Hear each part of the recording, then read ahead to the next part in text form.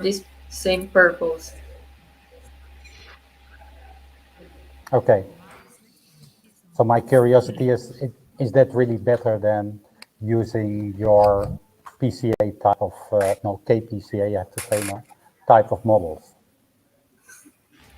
Yes, there was work that was better, and but our work, the main objective was to assess the difference between using a linear PCA and using a kernel projection. That was the main goal. But the results, Yes. there are better results. Yes. That, I think it's a very nice story. So is there someone else who wants to contribute to this discussion in the room? There are more people awake today.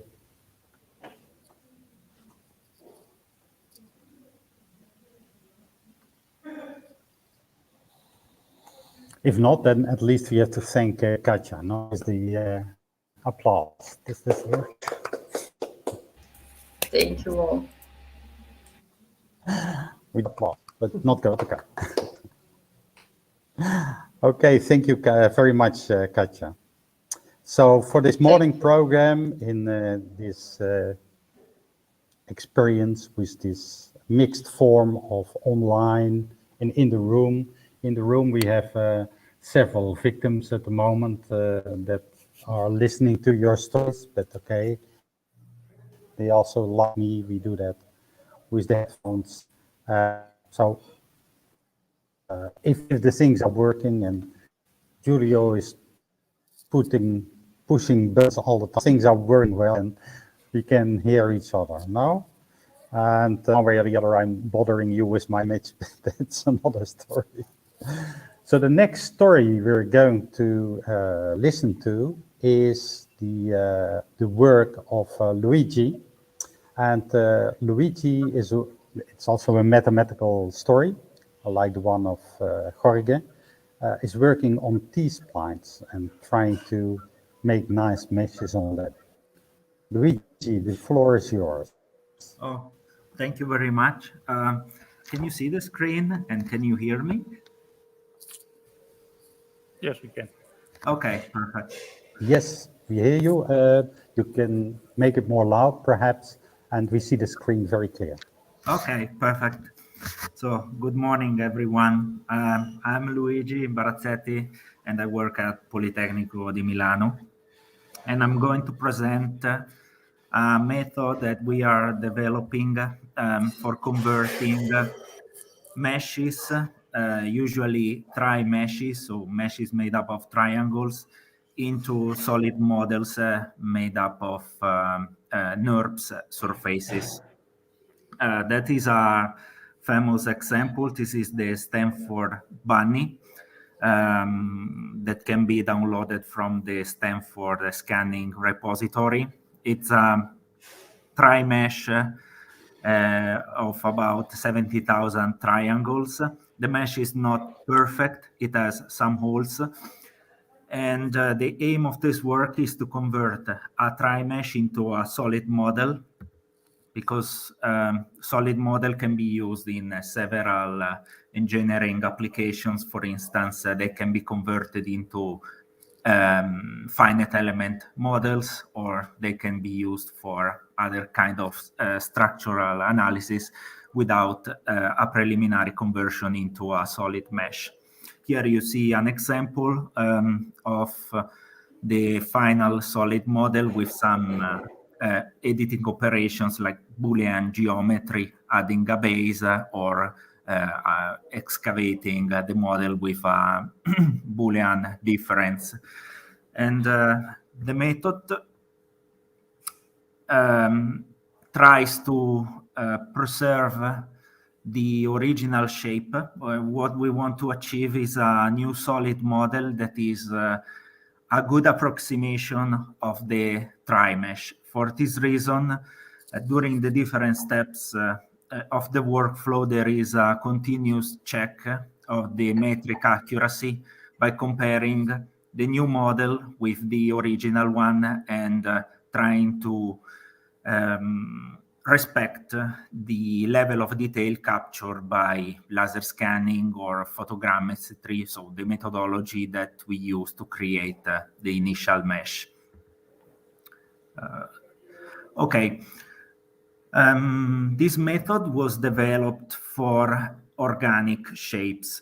I have to say that this distinction between geometric and organic shape is not rigorous. This is one of the possible classification, but it is rather controversial. According to this classification, shapes can be divided into geometric, and they are also called regular or inorganic. And usually those are man-made objects like constructions. They feature discontinuities. They are not smooth surfaces. You may think that they are mainly man-made objects, but there are also some natural objects like this amethyst that has a pure geometric surface. In this work, we do not consider this kind of objects, but we concentrate on what they are called organic or free-form irregular. Typically, they come from the natural world, although we have some examples of artificial man-made objects that could feature this kind of geometry. And the method was developed with a particular attention of this kind of shapes, and I show you an example. This is another data set, always available on the Stanford repository. It's the mesh of a dragon achieved by laser scanning. And starting from the input free mesh, there are different steps in our workflow to convert the tri-mesh into a solid model. And the method requires a refined tri-mesh that is converted into a quad mesh. Then the quad mesh becomes a T-spline surface, and last step is the extraction of the solid model. I'm going to present the different steps one by one. I want to say that the method is quite fast for this mesh that is made up of almost 5,000 triangles.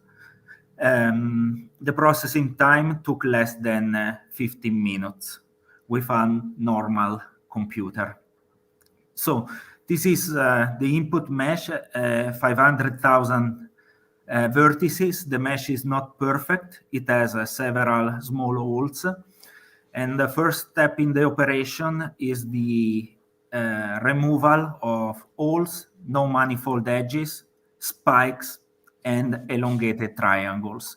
Today we have methods to do these corrections automatically, but most automatic methods always require also a visual inspection and some manual correction. So after the creation of a closed tri-mesh, we can compare the new mesh with the original one, and we can get some statistics about the discrepancy between the two new surfaces. And in this case, we got a relative error of about 0.18% that was good for our application. Next step is the conversion from the tri-mesh to a quad mesh.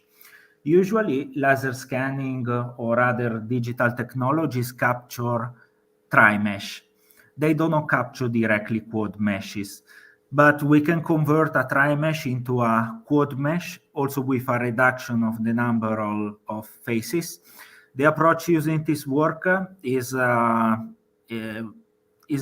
based on open source software developed by Jacob and other authors. It's called Instant Fill Aligned Meshes, and this can be downloaded, and the code can be used free of charge. Also in this case, we need a comparison between the original tri-mesh and the new quad mesh. As you can see, the relative error is a little bit worse, 0.22%, which we can consider still acceptable for the purpose of this work. And when we have a quad mesh, we can use it as a T-mesh for the creation of a model based on T-splines. Also in this case, we have found some problems, usually intersecting faces that at the present they have to be manually fixed. So there is a part of the work that is still manual. And after resolving some of those issues, we can get a smooth surface with some other problems that they are not actually real problems. Those points that are called the star points are those points where we have 3 or 5 edges. Those are not technically errors in the creation of a T-spline model.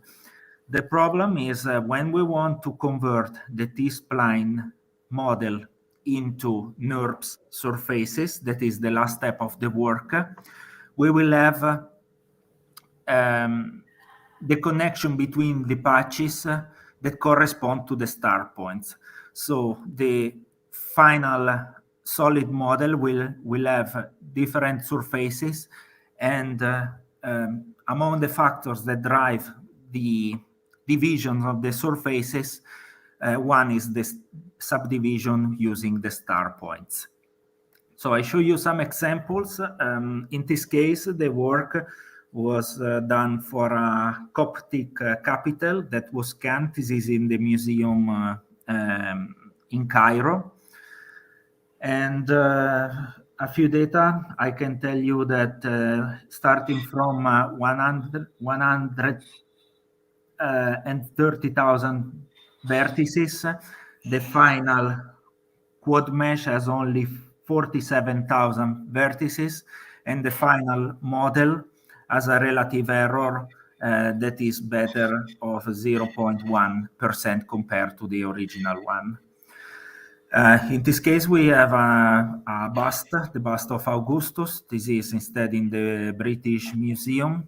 And also in this case, the relative accuracy is better than 0.1%. That is sufficient for the purpose of our work. If I go back to the original mesh of the Stanford bunny, I can tell you that if the object has a shape relatively smooth and the bunny is smoother than the other statues that we have seen, we get also a better description of the surfaces with less patches in the model. I have a final consideration. If I consider an object like this beam that is simpler than the other examples presented in the paper, this is a 3-meter beam with a width of just 1 meter, and it has curved edges in order to be manipulated with this method. And starting from a simulated solid model, we generated a tri-mesh with a high number of triangles, and then we try to convert this tri-mesh into a different solid model using the proposed approach. So this is the T-spline model that seems rather regular, but when we tried to convert the T-spline model into another solid model, we get these still weird patterns with the NURBS surfaces. So if we compare the new solid model with the numerically simulated one, we got a very good relative accuracy, but what we have still to fix in the methodology is the subdivision of the patches, because we cannot do other analysis using these small patches. We have to find a way to make the external surface more uniform. So to conclude, This is a procedure for solid model generation based on a multi-step workflow. Starting from a tri-mesh or a point cloud, we can generate a step model that is a solid model.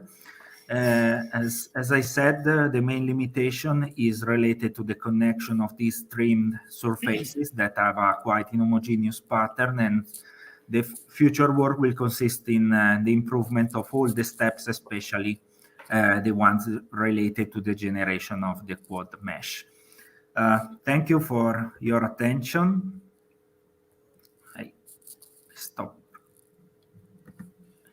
I try to stop the sharing of the screen. Yes, it works.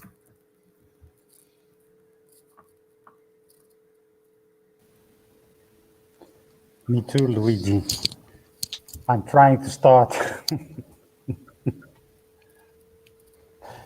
So we're all fighting with these methodologies we have now to talk to each other about interesting research. That's the story.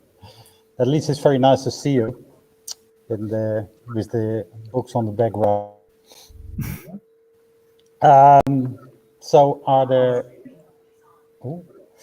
there any questions from the Are there any questions from the audience about that before I start with all my curiosity ideas?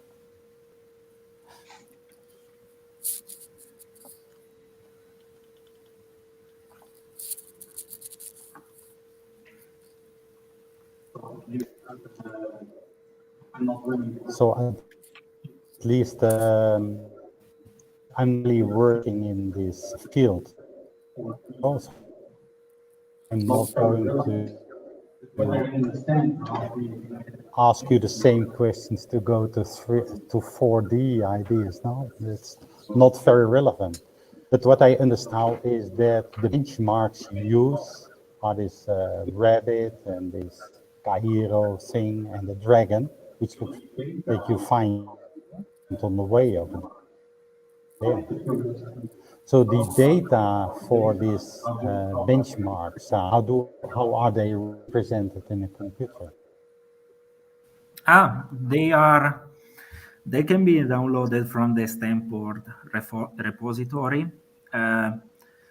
They are almost all achieved with a laser scanner, so they are three-dimensional meshes. They all feature some problems, like they have holes. They are not a perfect data, but this is good to test real the methods with real data, because the aim is to create something for numerical simulations. The aim of this work was the creation of a solid model for finite element analysis. And this is why we decided to start with these simulated data sets that are quite complicated. And they were used in many other papers, so we know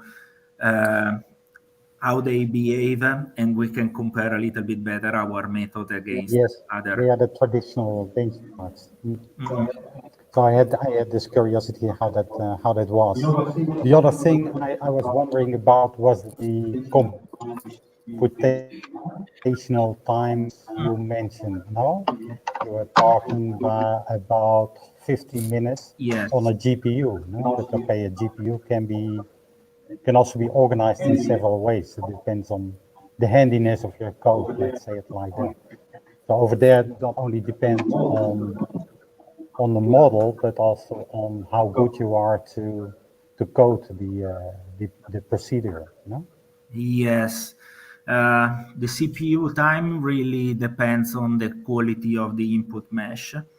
I have to say that if we compare the time required for the scanning part, the physical work, and this doesn't include only the work on the model, because maybe you have to go to a museum, take your scans, go back, process the scans. It can really take a few days compared to what we can get that is a time of a few minutes. Is really a little part of the entire work. So it doesn't have to be real time. It's not necessary. No. even less than 1 hour is Okay, for us 400. acceptable. Yeah. I just had this curiosity about implementations in general now, because if you do it in a non-handy way, then it will also take you a day of calculation time. Let's say it like that. If you wouldn't make a very good implementation using the GPUs, then it would also take you a lot of time. Yes, I That's agree. basically the idea. So thank you, Luigi, for the very clear outline. No, the details can be read for all the people, or the details can be read in the paper, of course. Yes. It's very nice that you can give in a graphical way the low idea. So we do an applause for Luigi. I don't know how this. Yeah, it's working. Okay, thank you very much. So we go to the last contribution. Hello, everybody. Someone added also the meeting on the way, so didn't follow really who was coming in and out. But the last contribution we have now, we're doing some neural story, but it will be given by Mr. Erkan, all the way from Singapore. So it's about where we use deep learning on visual images. Hello there. Erkan, the floor is yours. Can you hear me? I hear you, yes. Okay, thank you. Okay, now trying to share everything. Yes, Erkan. Yeah. Ooh. Okay. You think we don't have enough? Yeah. Okay. You're visible. Fantastic. Good morning, Italy. Here it is afternoon.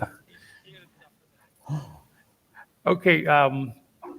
This research mostly application oriented.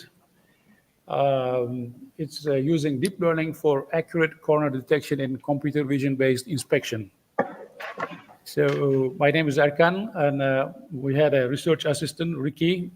He worked significant part of this project. I will try to explain first what is the background, what we are doing, and why we engage into this presentation. By the way, I have to switch off the video because I'm trying to save bandwidth, because sometimes connection is getting lost.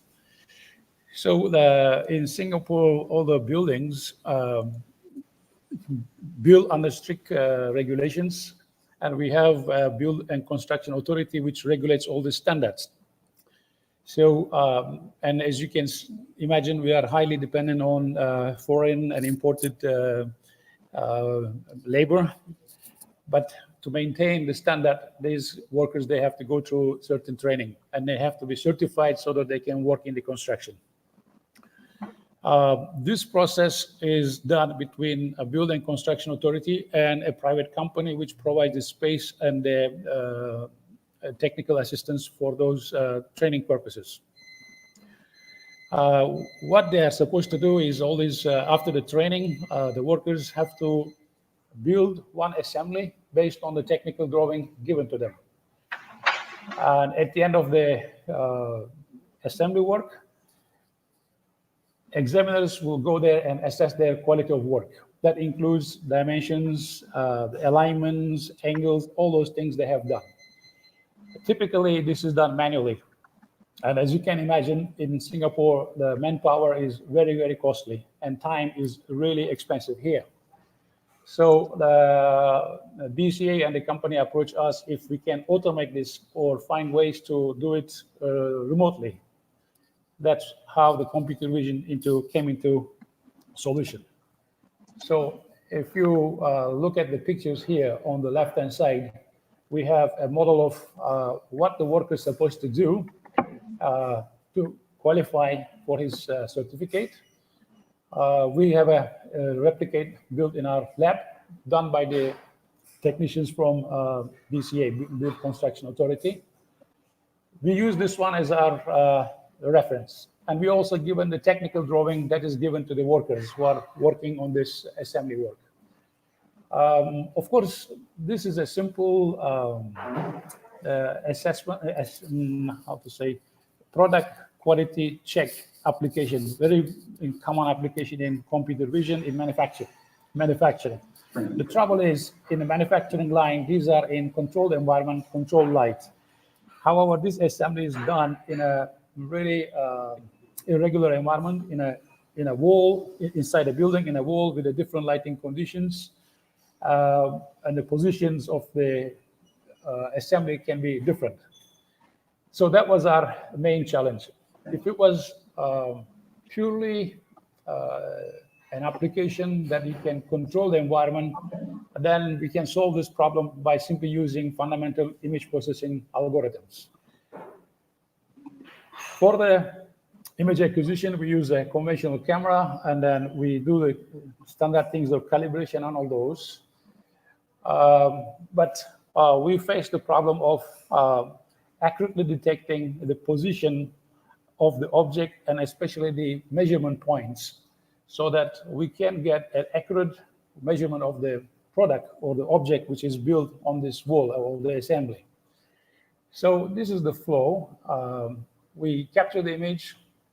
We do the corner detection because since we have the technical drawing of what is expected at the end, we can easily do a template matching, compare and contrast, and we can assess if the object we are seeing in the camera image is anywhere near or how far from the technical drawing. So detecting corners was a key thing for us.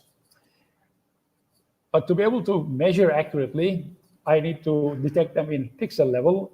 For that, of course, using minimum eigenvalue corner detection was very handy. The trouble is,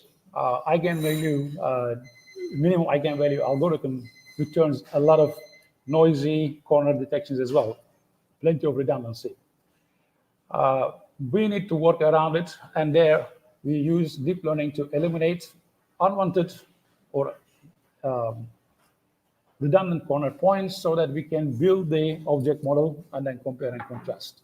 So once we detect object corners using this method, we do the model matching. We also give examiners a manual access so that they can mark the things on the image, and then we produce a report at the end. This report qualifies the person whether he passed the test or not. So here's a simple drawing of what is the actual image and what is the technical drawing given, and where are the areas that they should be compared. Like these are the corner points we are trying to extract so that we can match with the model. So we tried quite a number of well-known corner detection algorithms. As you can see, the image on the left shows the result from the minimum eigenvalue algorithm, which detects all the corners that we are interested, as you can see in the image. Others return, unfortunately, their performance wasn't that good. So we stick to the minimum eigen algorithm, but we need to do something about to mark exactly the corner points that we are interested and eliminate those redundant points. So for this, we use the deep learning because it is working very well detecting objects on the poor lighting and even background clutter. So what we have done is train a network, detect the object corners, and mark those regions of interest in the image. But network will produce you corner detection or detected object because he sees as an object anyway. He doesn't know if it's a corner. It gives you this result as a bounded box, and not exactly on the spot of the pixel level of corner. So combination of deep learning with the minimum eigenvalue algorithm, we are able to filter out erroneous corner points. Here's an example. On the left-hand side, the result comes from the image processing. We have plenty of redundant corner points. And on the right, deep learning algorithm is returning the corner points detected based on the trained model. And As you can see, we can easily filter out all the redundant corner points, which we are not interested, and we can accurately detect where the object corner points are. For the deep learning, we try using YOLO version 2. We try a few others as well, like SST, faster RCNN, and so on. But we realize we don't really have to worry about real time because we are already doing this very fast compared to manual measurements. So we stick to YOLO version 2. For the feature extraction, we try a few architecture, and finally we empirically find out ResNet 50 gives us the best result. For the training, we have used 500 images from the trunking wall assembly. We used 20 test images to test out under different light and camera angles.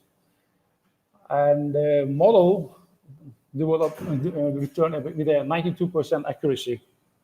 I did not print out the table here because it's already in the paper. And the table shows you the accuracy of the network for the 20 test images that we use. So using this hybrid method, we accurately detect the corner points. There may be still minor remnant stray corner points. If the lighting quality is really, really poor, that happens. Otherwise, it is quite accurate.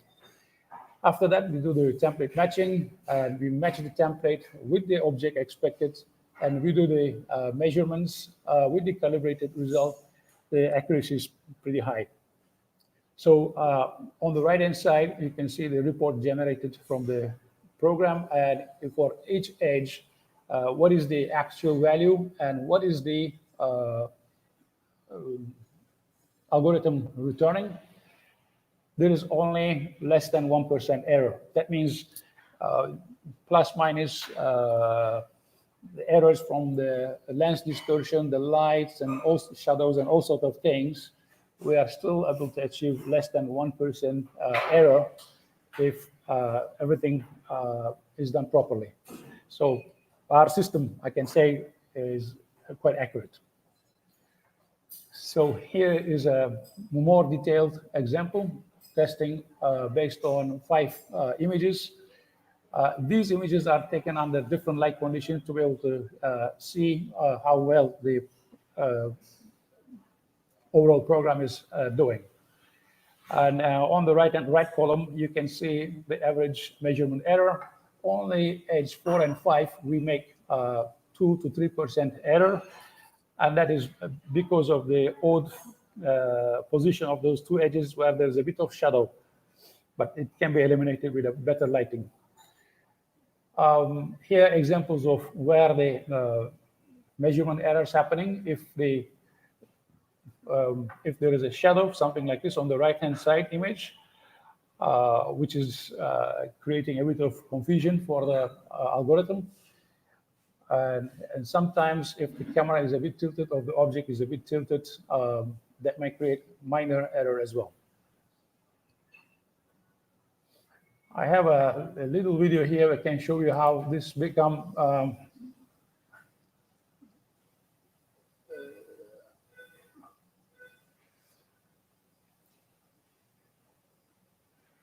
so there's 2 trunking there. One is left, one is on the right. On the left trunking, we need to measure the bending of that trunking. For that, we use the shadow as a reference, and from there we are able to calculate the angle.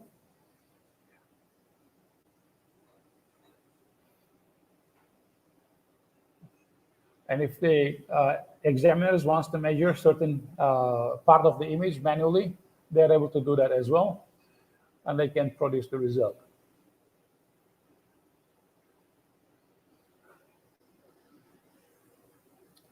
Once the assessment done, you can enter the candidate's name and number and so on and save a report.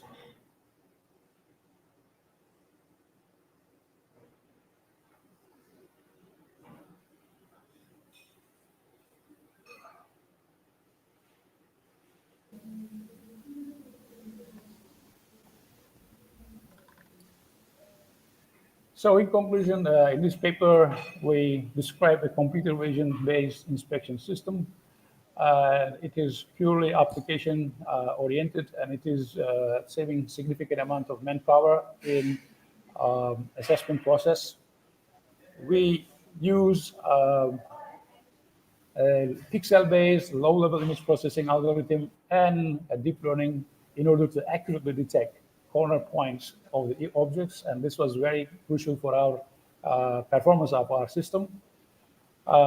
If the lighting conditions are not poor, we are able to deliver pretty good, accurate results. So currently, this system is already installed. They are using it for past 1 or 2 months already. And we are getting a very good feedback so that the examiners doesn't have to travel to the company and they don't have to do this manual assessments anymore.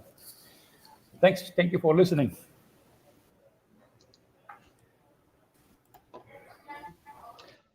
Ekram, thank you Are very there any much questions? to connect in the Ekram, day over here. thank you over here very we have much to start connect in closing the the session. end of the So day we over also see the here. technical Over here limitations we now have because to due to start the closing the session. limits So we also see the have technical in, limitations in bits and now bytes. Let's say it like that. due Ekram to neither saw the other audience interacting. limits So we it's have a bit of hassle in, and there's less in interaction. some bytes, let's I say hope it that like next that. year you come to our Ekram saw the other conference audience and we all meet interacting, together and so we it's have more interaction a about bit it. hassle.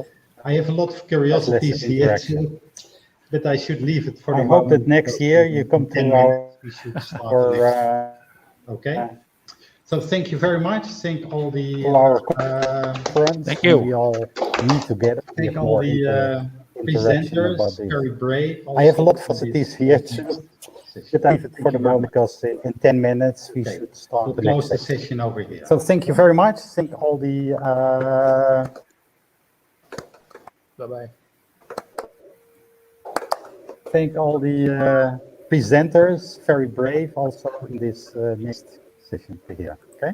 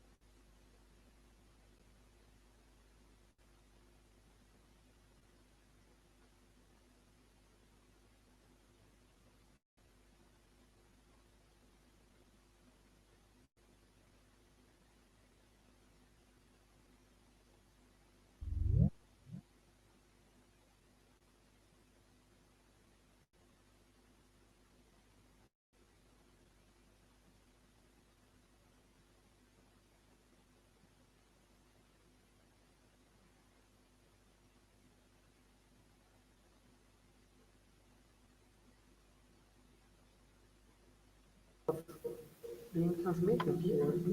Oh yeah, I cannot do that.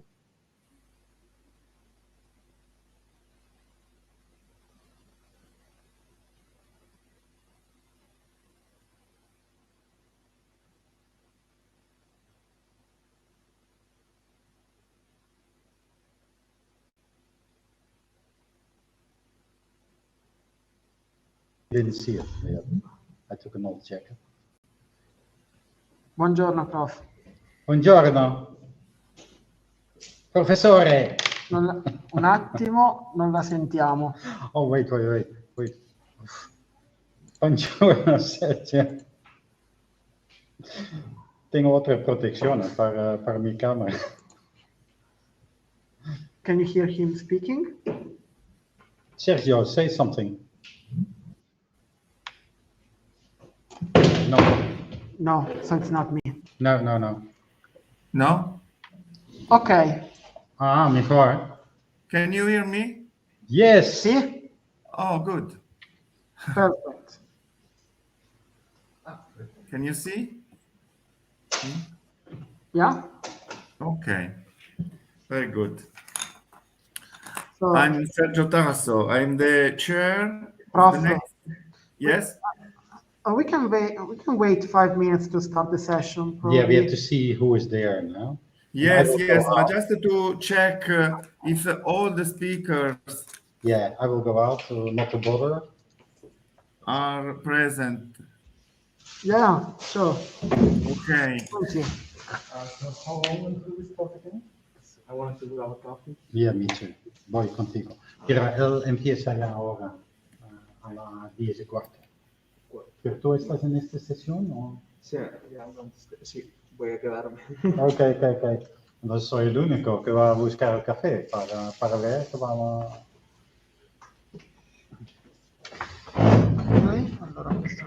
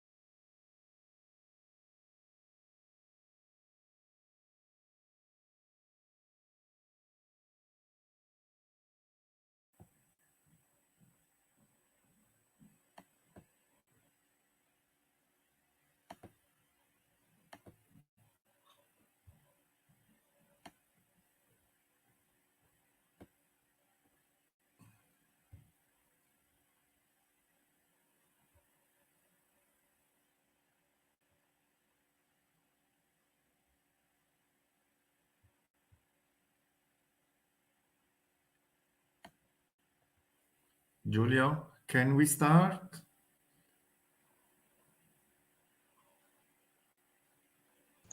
Yes, we can start. Okay, thank you very much. I'm really glad to be chair in this general track because it promises to be full of interesting presentation, I think. Well, if all the speakers are present, we can start right away. I remember you, I remind everyone that all the speakers have a maximum of 15 minutes for their presentations. Okay. The first speaker is Alexandre Levada. The title presentation is Improving Parametric PCA using KL divergence between Gaussian Markov random field models. You can, good morning. Good morning, Hi. everyone. Hi, hello. Hello. Alexander, you can share your screen now. Oh, that's right. I'm gonna share my screen. Let's see if I can.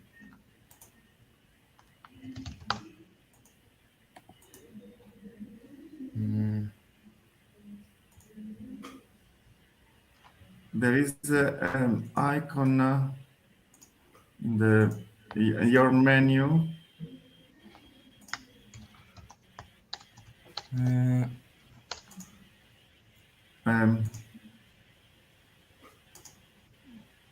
With an arrow on the left, on the right. Sorry, the screen with an arrow.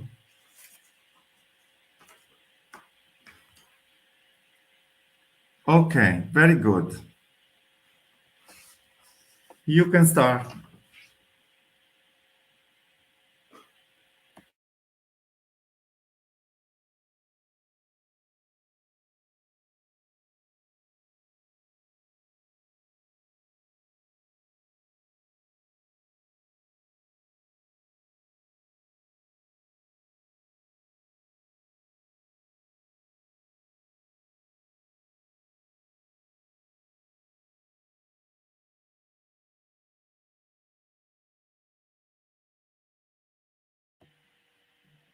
Can you hear me? No.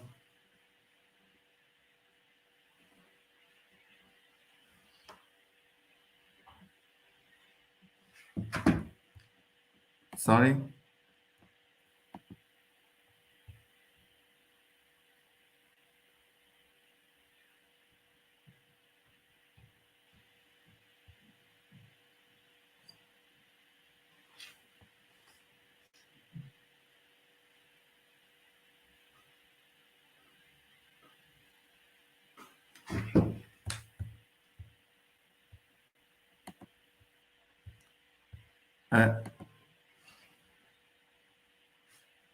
Levada,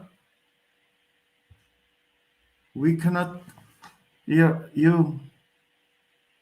Sorry. You must activate the microphone. Your microphone in the menu. Please, you must activate. Turn on your microphone, please. Oh my God. Some problem. Giulio, can you? Well, he might have to select another source in the settings. So on the three dots, if you click, you have settings, and from there you can select which microphone to use. Probably it changed somehow.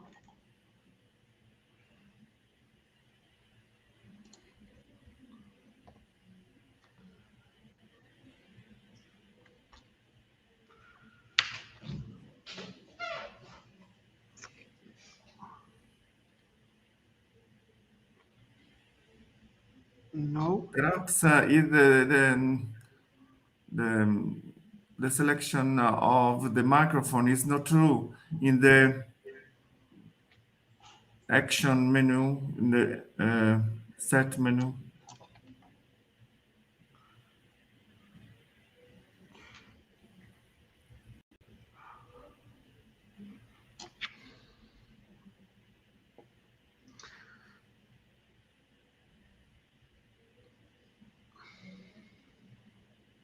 Yes, thank you.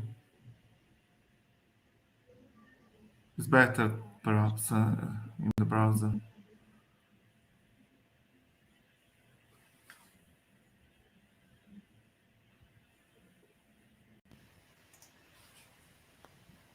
Hello, can you hear me? Yes, yes, Perfectly. perfectly. Oh, that's right. Oh, thank you. I don't know what happened here. Oh, I will continue. thank you. Yeah, please. You can start back because we couldn't hear you before. Yes, Thank you. Now everything is fine, I guess. So, can you hear me? yes, yes. Thank Yes. you. Continue. Thank you. Okay. So, I will start my presentation. I'm Alexandre Levada, and I'm talking about an improvement of parametric PCA that uses KL divergence between Gaussian random fields. So before we start, a brief overview of the presentation. We start with the motivation, then we talk about the random field model, show the proposed method, some experiments and results, and we finally come up with the conclusions. So the main motivation for this work is that we want to improve parametric PCA, which is a method that replaces the Euclidean distance in the computation of the covariance matrix. So we have an entropic covariance matrix instead of the regular one. So the main difference here is that instead of a usual Gaussian distribution, we use a Gaussian Markov random field to model intra-patch correlations. And instead of using a simple KNN rule, which means all the vertices of the graph have the same number of neighbors, we use a epsilon neighborhood rule, which allows that we have a non-regular graph. So this expression is the PDF of our model. It's basically a Gaussian density, but with an additional term here used to model the interaction between neighboring variables.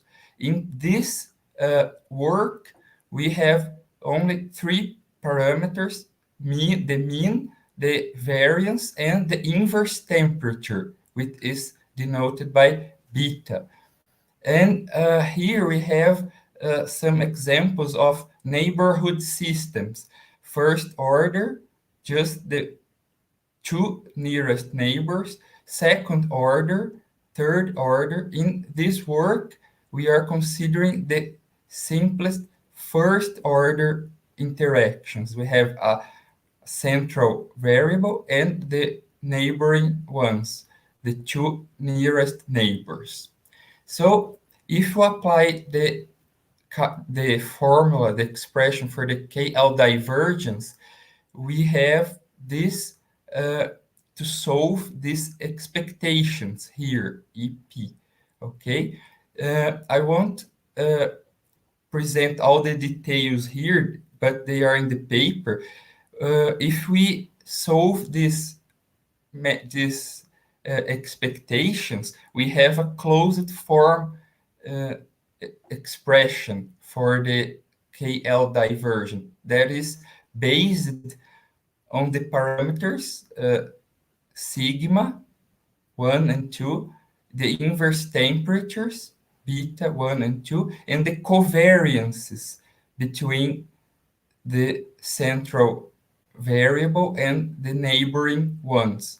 So this is the final expression. It's a bit long, the expression, but it's straightforward to compute once you have the covariance matrix of the patches. The problem here is that the KL divergence is not symmetric. So we need to compute its symmetrized version given by this expression here. So in order to make sense as a metric, we want to have this symmetric version of the KL divergence. And as we can see here, it depends on the same parameters of than the previous one. So the main problem here is also the estimation of the parameters. In Gaussian Markov random fields, we don't need, it's straightforward to estimate the mean and the covariance matrix by the sample mean and the sample covariance matrix. However, maximum likelihood estimation of the inverse temperature parameter is not suitable. So we use maximum pseudo likelihood. So in order to compute an estimation for the inverse temperature, we solve the maximum pseudo likelihood equation, whose solution is also given by this closed form expression here. So everything in this model has closed form solution, which is a good thing. So the proposed method we have as the first step, from the input data matrix, we have to build the epsilon neighborhood graph. So we link each sample to all the samples inside a circle of radius epsilon, okay? Then we have a patch, pi. A patch is just a matrix composed where each row is a sample.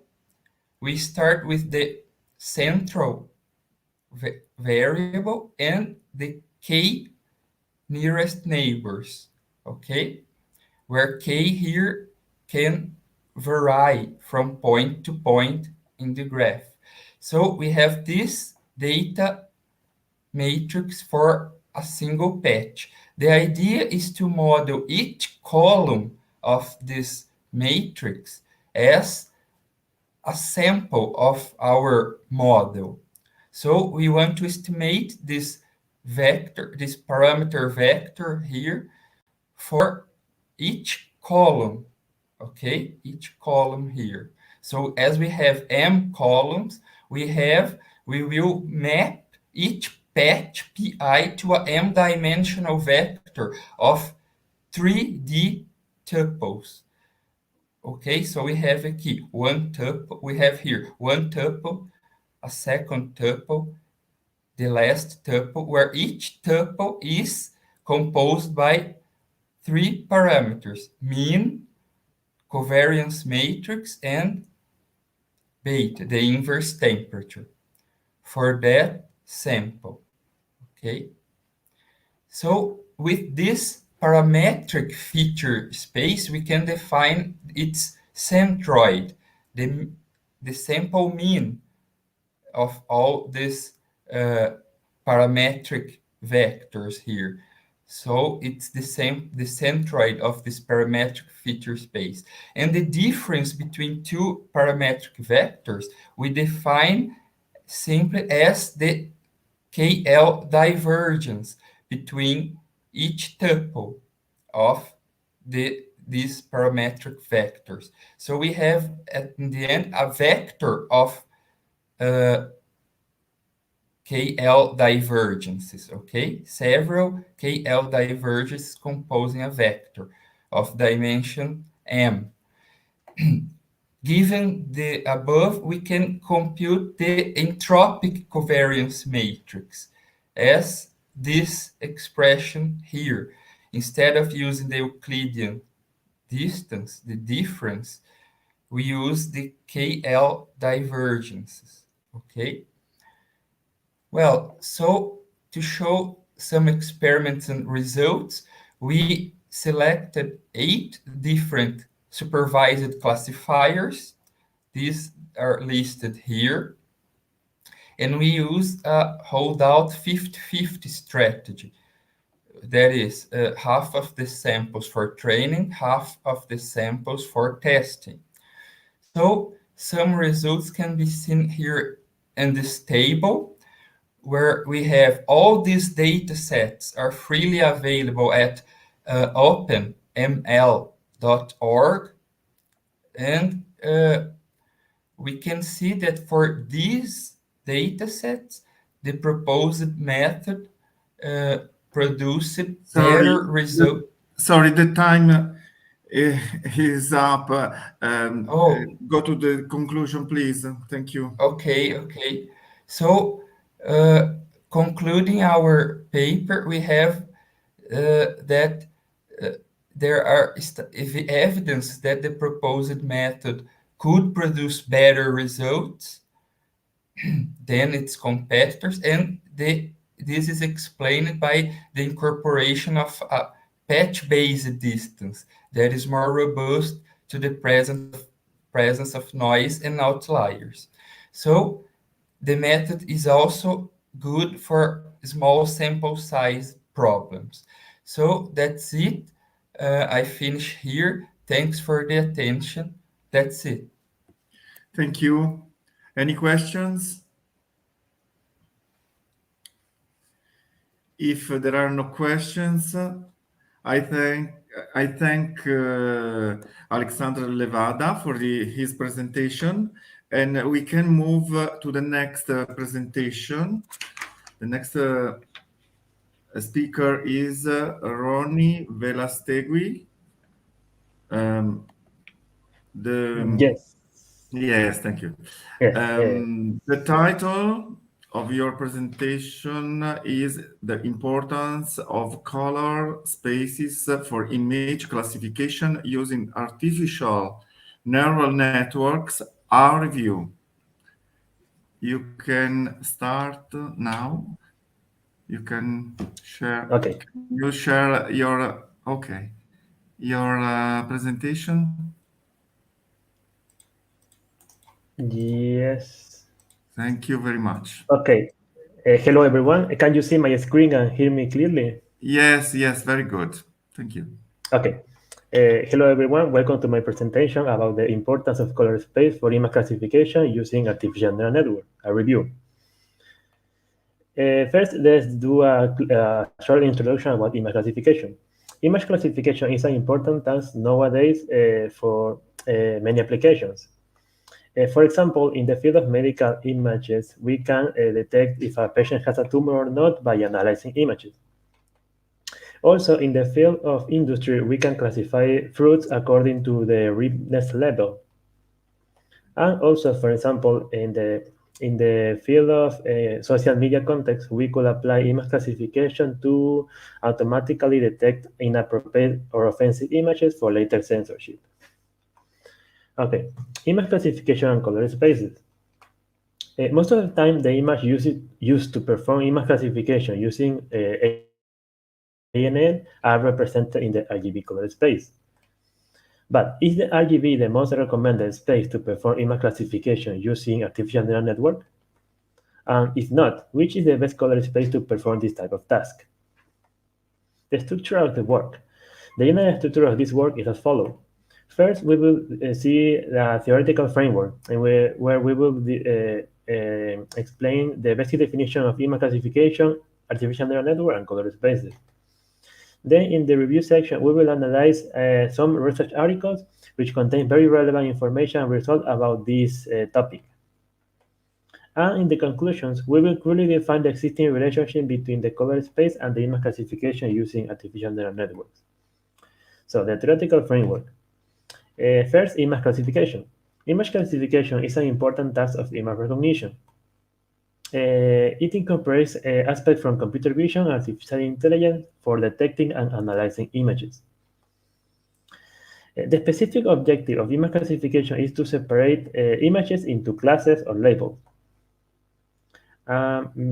Many of the most efficient image classification methods today are based on artificial neural network. So artificial neural network, they are powerful computational models that belong to the field of artificial intelligence. Nowadays, ANN are present in many different fields of research and industry, and the number of applications is really huge. For example, in the field of image recognition and analysis, we have several types of tasks that we can do. For example, classification, tagging, detection, or image segmentation. Now, about the color spaces. The color spaces or color models are essentially systems to organize color. Here we have some examples of color spaces. We have RGB, XYZ, CLAB, HSV, and some other color spaces. RGB color space is one of the most popular device-dependent color spaces.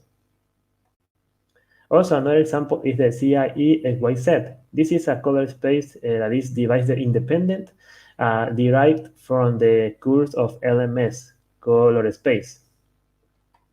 And also we have, for example, the CIE LAB, or usually called CLAB. This is a device-independent color space defined by the International Commission on Illumination, CIE.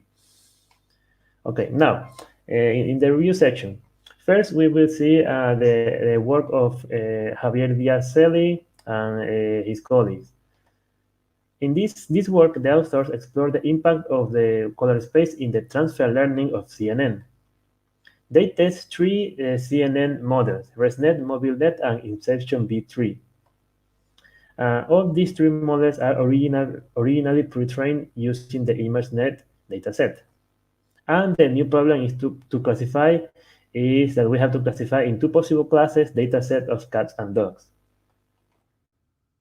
This dataset contains 25,000 of images, and the color space used to represent the dataset are RGB, CLAB, and some intensity planes obtained from CLAB that are L, A, and B. In the results, the author found that each one of the three architectures obtained different accuracy levels in different color spaces. For example, in the case of ResNet architecture, this model obtains a slightly better accuracy using the RGB color space. In the case of MobileNet, they noticed that the same level of accuracy is reached using the 5 color spaces. And finally, in the case of Inception V3, they noticed that the RGB color space reaches a low accuracy compared to all the other color spaces. Now, another work from Shreyang and Chun Yang, they explore the influence of different color spaces on CNN to perform image multi-class classification. In this case, they are doing image multi-class classification, but in the previous work, we saw that this is a two-class classification. Okay, in this other work, the author implement a simple CNN to classify the CFAR10 dataset that is originally represented in the RGB color space. So they repeat this task using 6 other color spaces. And they found that some color spaces improve the classification accuracy of some classes in particular. Also, after that, they proposed a novel CNN architecture for image classification, which process images represented in 7 different color spaces at the same time. They named this architecture as ColorNet, and this is composed of 7 independent dense nets. Then, the output of those 7 dense nets is combined using a final dense layer, which gives the final classification result. And in the result, ColorNet obtains a slightly better accuracy than the traditional CNN architecture that use image represented just in the RGB color space. Okay, another interesting work is from Wilson Castro. In this work, the author implements 4 matching learning techniques combined with 3 different color spaces. The objective is to compare and determine which machine learning technique and color space are the best to classify fruit images according to their ripeness level. In this case, they use 3 color spaces, and they use 4 different machine learning techniques. They use ANN, KNN, decision trees, and supervector machines. The dataset that they use contains 925 images of fruits and is divided in 7 different classes. It's a multi-class problem.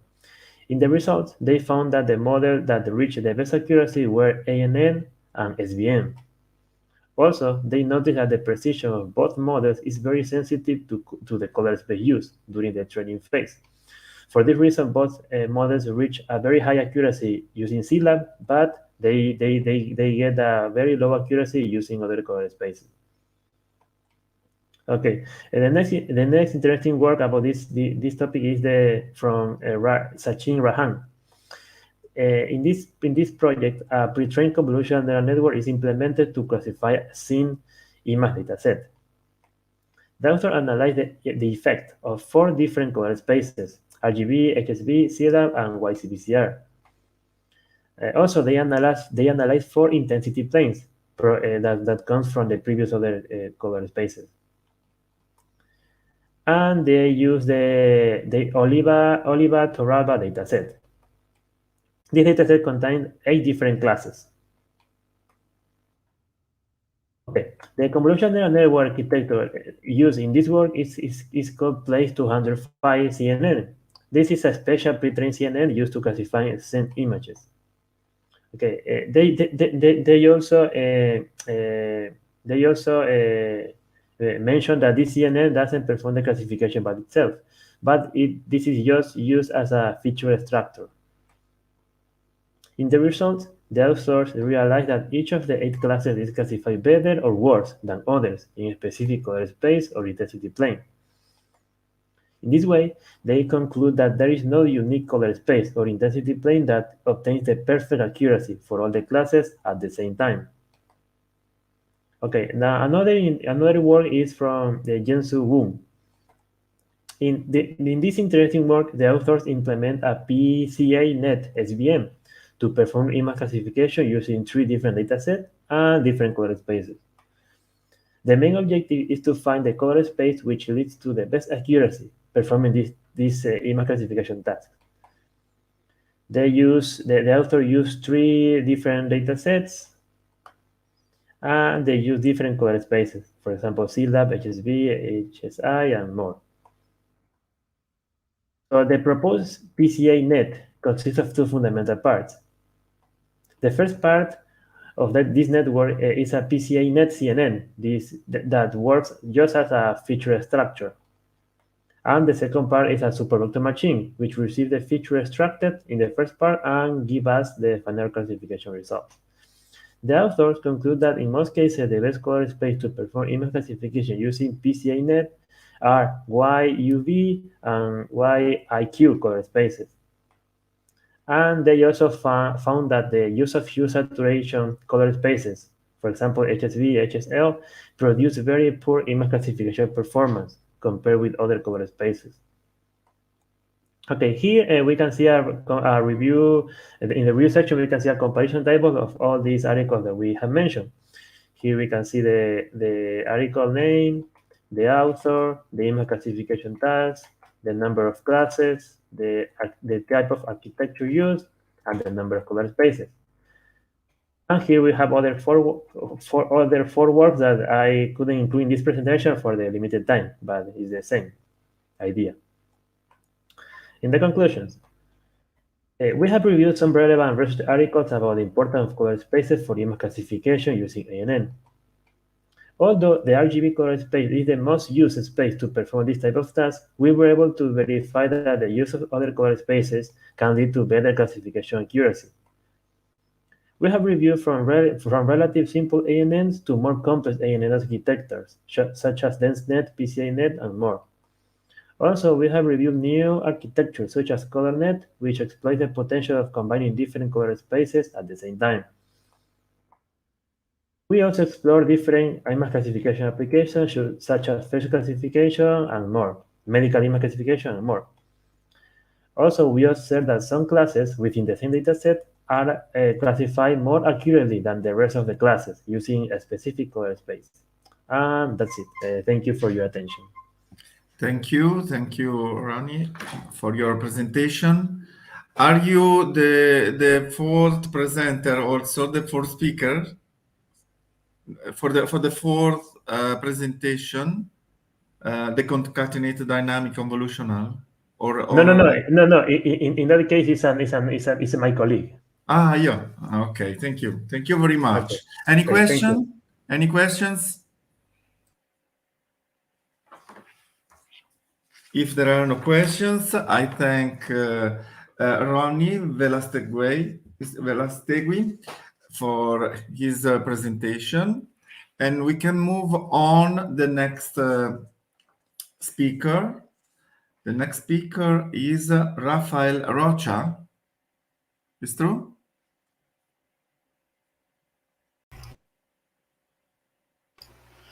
Can you hear me? Yes. Yes. Thank you. Let me share my presentation. Thank you very much. Raphael Rocha will present the communication.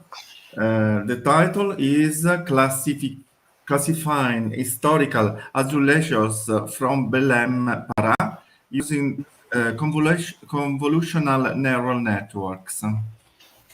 Thank you. Good. You can start.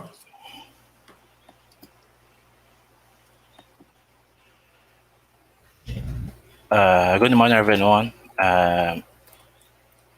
My name is Raphael Rocha, and I'm going to present our work titled Classifying Historical Azulejos from Belém, Pará, using convolutional neural networks. So the schedule. Here is a presentation schedule with the following sections: introduction, datasets, model training, prototype, and conclusions. So the introduction. Tourism is a fundamental activity for the city's economics and even cultural identity. The Belém do Pará city has a vast cultural heritage, including physical heritage built at different times in the city history. The collection of azulejos is a permanent case of the physical heritage. Technology could transmit the cultural heritage more interactively and playfully. These applications could assist the visitation and exploration of points of interest and associated contents. Some areas of technology could assist the visitors, like mobile applications, image processing, and computer vision. This work uses computer vision techniques to facilitate the search for a content of a particular azulejo obtained through the cell phone camera. The convolutional network is used to classify azulejos and has been implemented as a prototype application to test the models functioning on a mobile device. So, dataset, historical content dataset. Alcântara book provides a Belém do Pará azulejos inventory that contains information on the cultural heritage of the azulejos from Belém. This table of the book, we transcribed these tables in the book to the digital format to better explore these informations. This dataset, this historical cultural dataset, has 274 instances of azulejos of pattern type. We used part of these informations available in the historical cultural dataset as visualized content in the prototype application of this work. Azulejos image dataset for saying and training. The dataset has images of historical mentions in Belém, with azulejos decorating the interiors and facades. The first dataset has 191 images with different types of qualities, angles, and shadows. These images has environmental elements like doors, windows, and facades. The elements in the image best present the use of the application by the final user. The second dataset has a 865 images consisting of cropped images of the first dataset. The aim of this focus on the isolations and discard environmental elements. Here, the figure 1 presents a sample of images of the first dataset containing the isolation and the other elements in the left. The second dataset presents the second image, and in the right presents the second dataset containing only the isolations. Model training and preprocessing. Performing the standardization of dimensions, adding vertical and horizontal black paddings to image at 256 per 256 pixels without scratching the isolations. We used the sample-wise normalization to normalize the network input images. Each input image will tend to zero mean and unit standard deviation of pixel values. The figure 3 presents the demonstrative compilation of 4 images of one of 12 isolation classes to show the image after standardization process with the padding in the images. CNN selection. We performed a random search to find the best architecture and parameters to classify the isolations, give a random combination of a finite set of parameters, like CNN layers, dense layers, number of filters, and neurons. We tested some predefined architectures like ResNet 50, VGG 90, and Seption V3. The architecture obtained has 18 layers, and we can see in the table 4. The training. During the pandemic situation and unfeasible to test the prototype in person, we added the images, isolation images taken from photos of the computer screen. These images are sensitive to illumination, distortion, and others. Therefore, the model can recognize images from the computer screen and in local visitation. The dataset has 1,164 images distributed and 12 classes of isolations. We divided the dataset into 8% to train the model and 20% to validate the model. To train the model, we use the RMS-prop optimizer, a learning rate of 0.001, 100 epochs, and 16 batches of images. To increase the number of images in dataset, we use the data augmentation approach. To the augmentation, the data augmentation apply a transformation like flips, translations, and scales in the images. The figure represents some transformations performed by data augmentation. Model training results. The table 5 presents the obtained results in terms of accuracy and loss. The test accuracy results indicates a misclassification of only 14 images of isolations. The figure 5 presents the confusion matrix. Here stands out the opinion class with 5 incorrectly classified images. So the prototype. The prototype, the applications of the main interactions, the prototype are take a picture of isolation, select the correct isolation from the list of the possibilities, and view the content about the select isolations. The figure 6 presents these main interactions of our prototype. Finally, conclusion.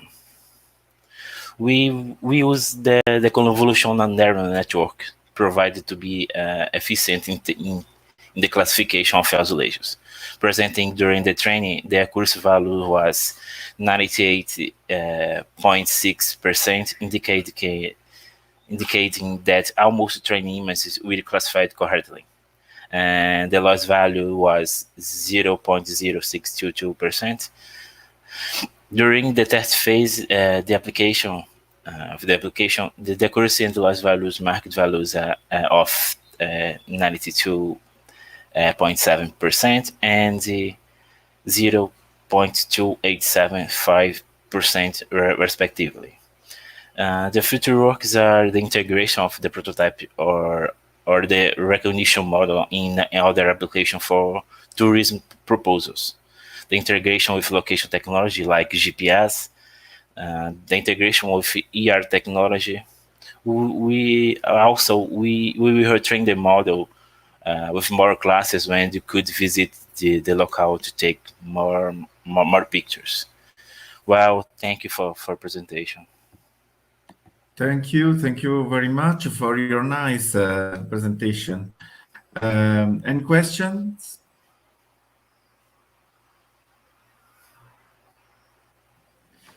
If there are no questions, I thank Raphael Rocha for his presentation. And we can move to the next presentation. The speaker is Lina Young. Is it true? Yes. Oh, yes. Thank you. Hello. Hello. Good morning. Good morning. I could share my story. Thank you very much.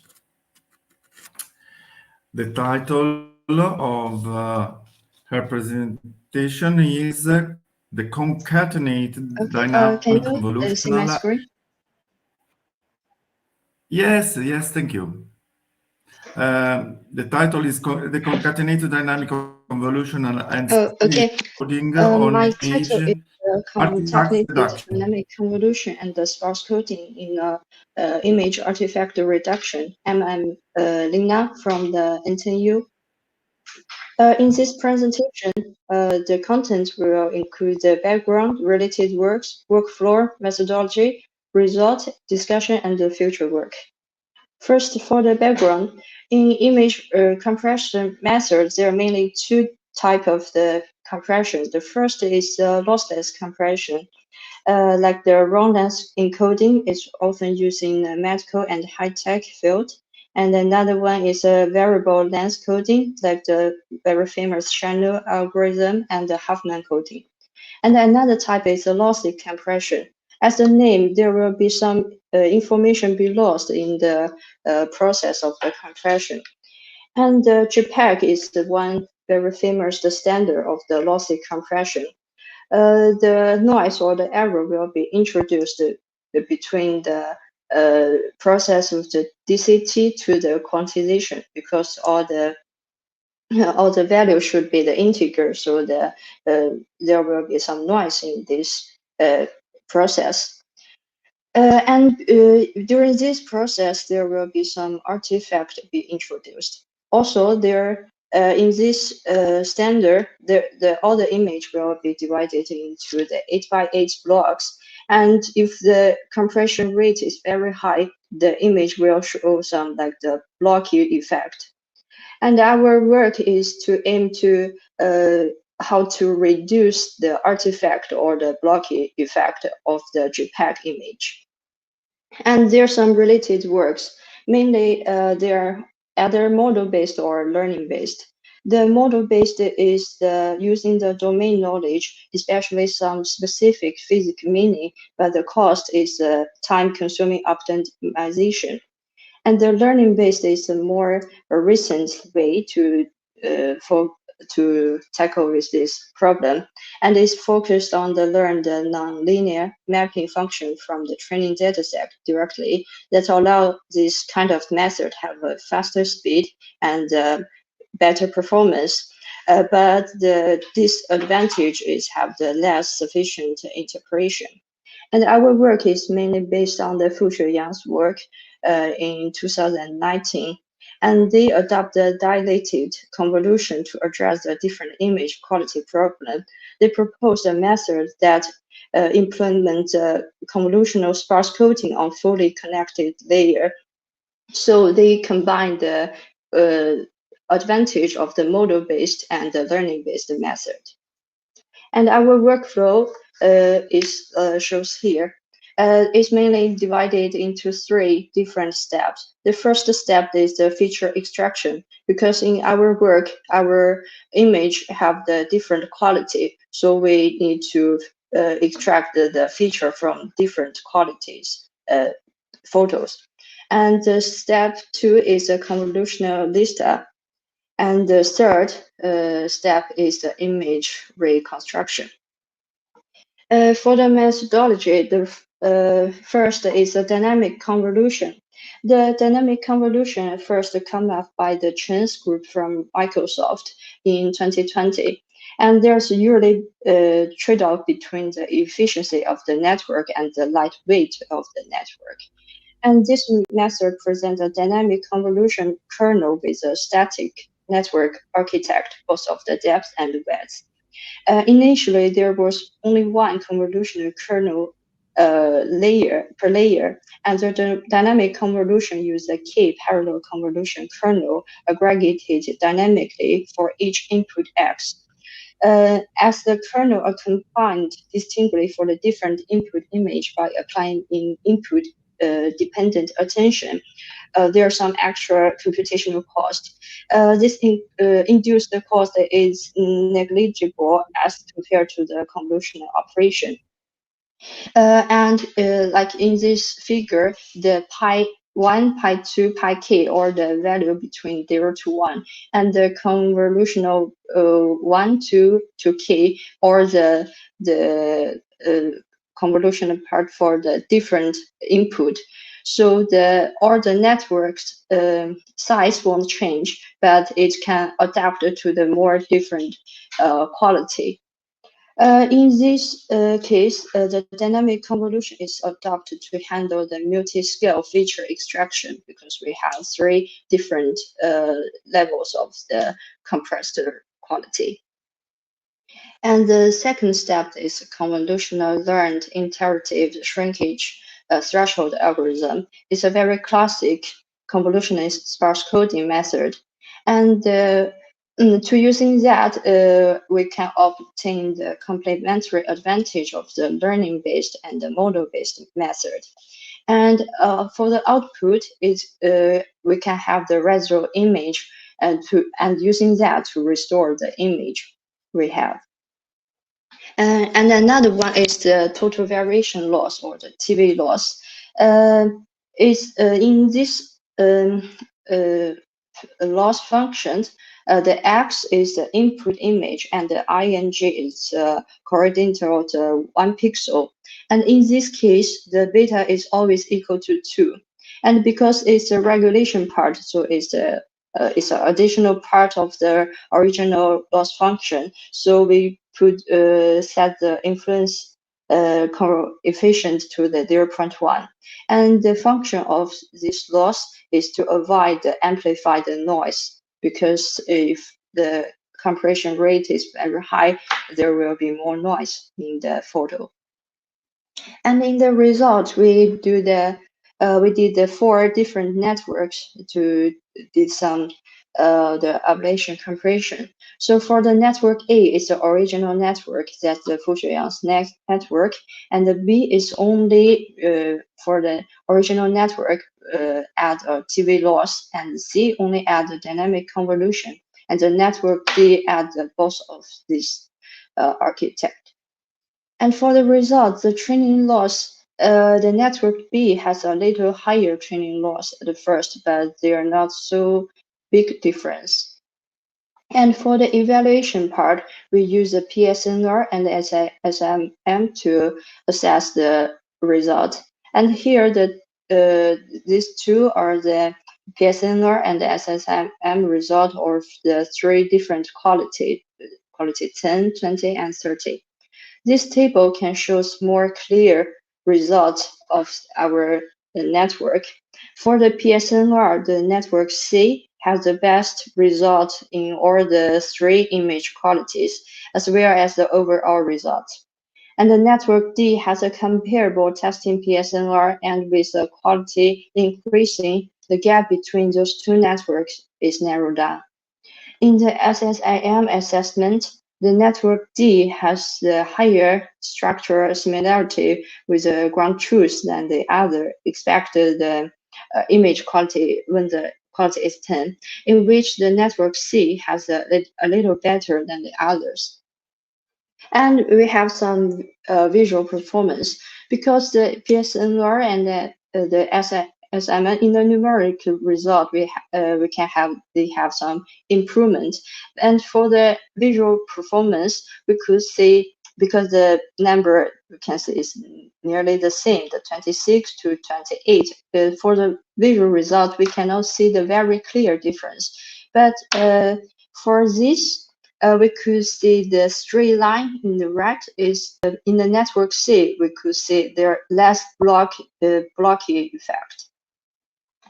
And for when the quality equal to 30, the network D has a better result. We can see in the network A and B, there will be more artifacts near the grass, especially in the left part. But in the network C and D, especially in the D, the artifact are reduced. And so we can see the network C and D. That means when we use the dynamic convolution and the TV loss has slightly overperformed the other two networks.